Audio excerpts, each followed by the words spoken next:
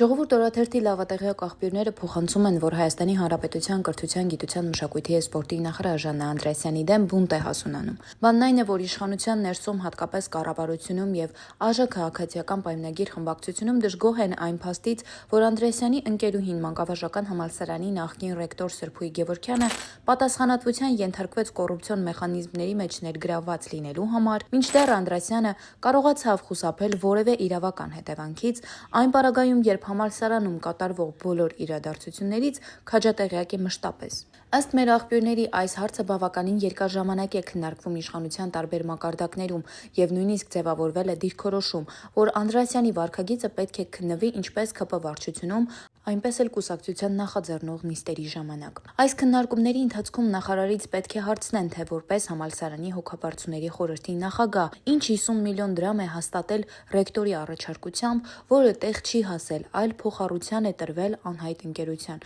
ու այդ փոխառությունից համալսարանը ոչ մի ֆինանսական աջակցություն չի ստացել։ Ավելին, մեր աղբյուրները նշում են, որ ՔՊ խմբակցության նեղ շրջապատում քննարկվել է, որ Ժաննա Անդրեասյանը պետք է հրաժարական տա և հեռանա այդ խայտառակությունից հետո, իսկ նախարարը պետք է նշանակվի ԱԺ ՔՊ խմբակցության պատգամավոր, Ազգային ժողովի կրթության, գիտության, մշակույթի և սպորտի հարցերի մշտական հանձնաժողովի նախագահ Սիսակ Գաբրելյանը։